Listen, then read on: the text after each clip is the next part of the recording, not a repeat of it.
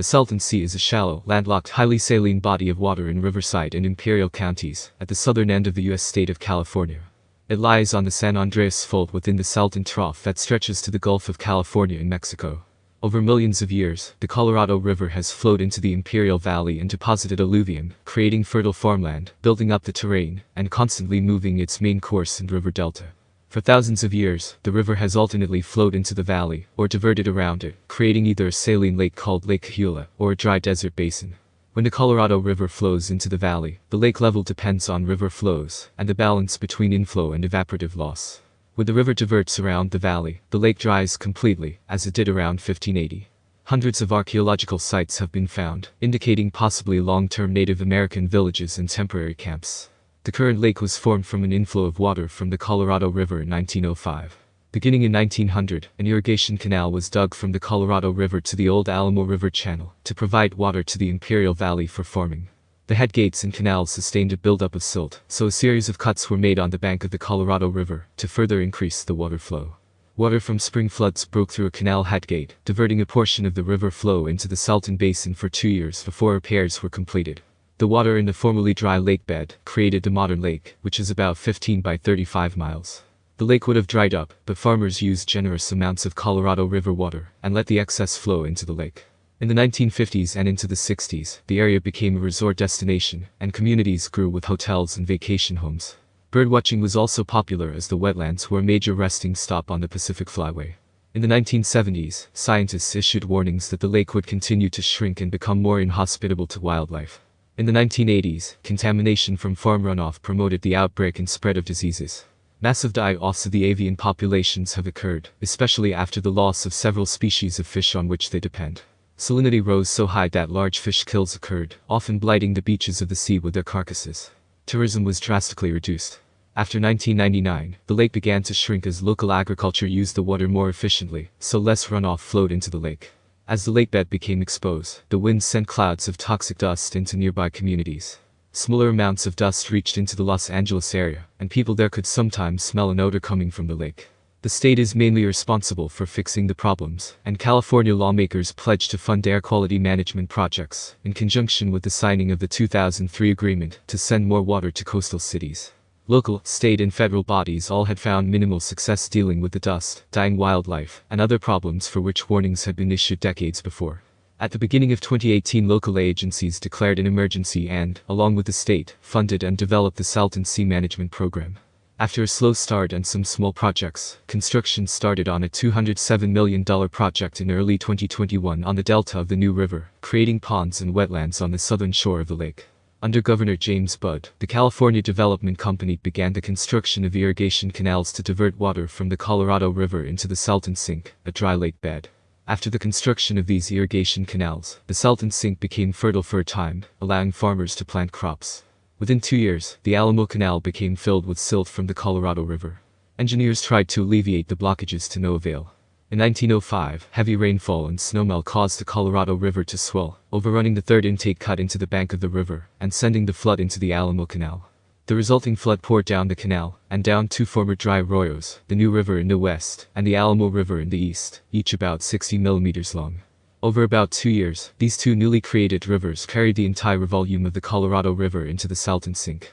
The Southern Pacific Railroad tried to stop the flooding by dumping earth into the canal's headgates area, but the effort was not fast enough, and the river eroded deeper and deeper into the dry desert sand of the Imperial Valley.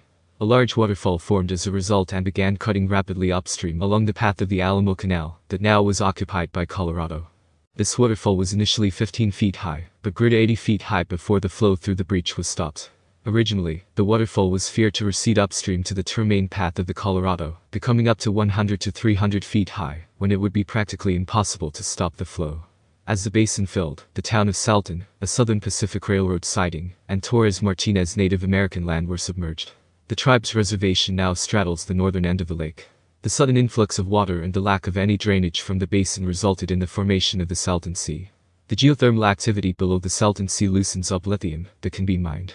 Due to increased demand for lithium, which is crucial for electric vehicle battery production, the Salton Sea area is attracting attention, and the extraction of lithium is expected to boost the local economy. In July 2021, General Motors announced that it was partnering with Controlled Thermal Resources to develop a combined lithium extraction and power generation facility in the Hell's Kitchen geothermal field in the Salton Sea, employing a closed-loop process. Brine will be extracted from the ground, with geothermal steam being used to drive a turbine generating electricity, and reacting with the brine to separate the lithium hydroxide and lithium carbonate used for battery production. The California Energy Commission estimates the sea might produce 600,000 metric tons of lithium carbonate per year. Evidence of geothermal activity is visible. The Salton Buttes are volcanoes in the geothermal field of the same name. Mudpots and mud volcanoes are found on the eastern side of the Salton Sea, including the Mobile Nilin Geyser. The area is used for geothermal electricity generation, with plants located along the southeastern shore of the Salton Sea in Imperial County. In the 1920s, agriculture had boomed in the valley as the Imperial Irrigation District delivered large quantities of Colorado River water to irrigate the crops. The lake would have dried up naturally, but with flood irrigation being commonly used, plenty of water ran off the farms into the lake and kept it full. The district holds senior rights to water from the Colorado River according to doctrine of prior appropriation, which is based on whoever first put the water to beneficial use could continue to claim it. In 1930, a wildlife refuge was established on some wetlands along the edge of the lake that had attracted many birds. The fish flourished in the lake and provided a source of food for massive populations of migratory birds. Birdwatchers flocked to this new refuge in the middle of a desert. The continuing intermittent flooding of the Imperial Valley from the Colorado River ended with the construction of Hoover Dam. The Imperial Dam, built in 1938, serves as a desilting dam for water entering the irrigation canals. In the 1950s and into the 1960s, the communities expanded as the area's reputation as a resort destination and sport fishery grew. Hotels and yacht clubs were built on the shore along with homes and schools. Resorts and communities like Bombay Beach hosted entertainers such as Frank Sinatra, the Beach Boys and Bing Crosby. Yacht clubs held parties at night and golf courses provided recreation. Many people came for boating activities such as water skiing and fishing as stockfish proliferated. Lakeshore communities grew as vacation homes were built. More than 1.5 million visitors visited annually at the peak. The Salton Sea and surrounding basin sits over the San Andreas Fault, San Jacinto Fault, Imperial Fault Zone, and a step-over fault shear zone system. Geologists have determined that previous flooding episodes from the Colorado River have been linked to earthquakes along the San Andreas Fault. Sonar and other instruments were used to map the Salton Sea's underwater faults during the study. During the period when the basin was filled by Lake Cahuilla, a much larger inland sea, earthquakes higher than magnitude 7 occurred roughly every 180 years, the last one occurring within decades of 1700. Computer models suggest the normal faults in the area are most vulnerable to diatoric stress loading by filling in of water. Currently, a risk still exists for an earthquake of magnitude 7 to 8. Simulations also showed, in the Los Angeles area, shaking and thus damage would be more severe for a San Andreas earthquake that propagated along the fault from the south, rather than from the north. Such an earthquake also raises the risk for soil liquefaction in the Imperial Valley region. The effective drainage divide that separates the Salton Sea from the Gulf of California is about 30 feet in elevation and is located near Delta, northeastern Baja California State, Mexico, south-southeast of Mexicali. Past sea level rise may partially be responsible for the salinity of the lake, while potential future changes in sea levels could occur.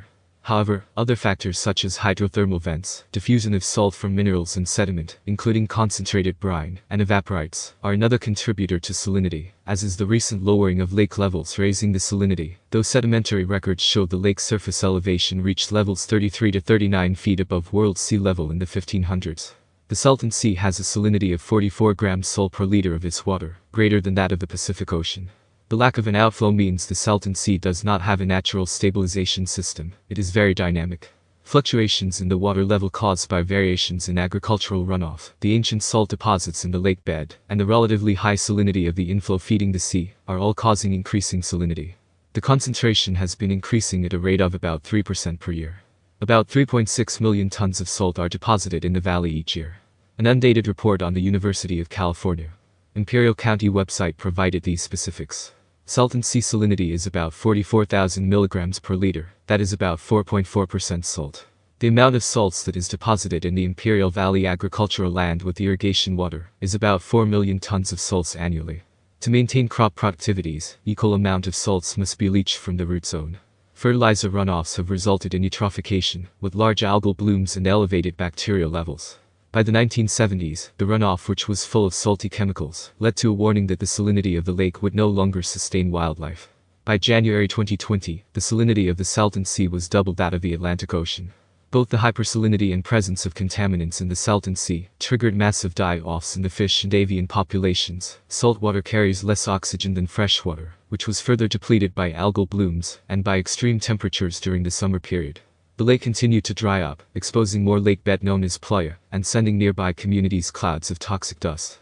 A haze incorporating pesticide plumes, exhaust fumes, factory emissions, and the vaporized dust from the lake regularly hangs over the communities in the valley. With a dense blend of ozone and particulate matter, Imperial County became known for some of the worst air quality in the country. Eastern Coachella communities have disproportionately higher rates of asthma and respiratory complications because of high concentrations of contaminants in the air. Scientists are studying how much of this is due to the Salton Sea dust and what is actually in the windblown particles. 10 schools in the Imperial Valley use green, yellow, and red flags, signaling air quality for the many children who have asthma. Green means they join their friends on the playground, whereas red means they stay inside all day. Parents can also receive emailed alerts from the Imperial County Air Pollution Control District. Local activists ask if this is an issue of environmental justice, since the area most impacted is 85% Latinos. Some 650,000 people, many who are farm workers, live where there are significant exposure to the dust.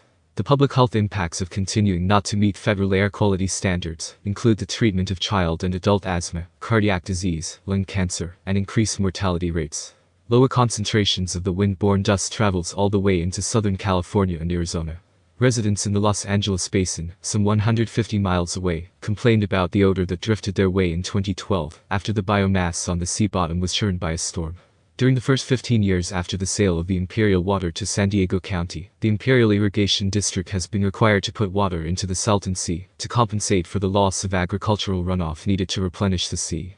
As the 2017 deadline for ending the additional mitigation water approached, the district, along with Imperial County, petitioned the California State Water Resources Control Board in 2014 with a demand for state action to fulfill its obligation after years of delays and unfulfilled plans. Pacific Institute, an environmental think tank, was warning that the lack of replenishment water was leading to a period of very rapid deterioration. The rapidly shrinking sea was a looming environmental and public health crisis. With the increased shrinkage, dust storms would increase, and the rotten egg smell would reach the coastal cities more frequently. Fugitive dust, consisting of very small particles suspended in air, is being studied to distinguish between playa dust and desert emissions that are primarily made up of mineral dust from soil. The Imperial County Air Quality Management District, the South Coast Air Quality Management District, and the University of California at Riverside School of Medicine along with the environmental justice group Comite Civico del Valle, are using mobile and stationary air quality monitoring units in the effort to protect the health of the nearby residents.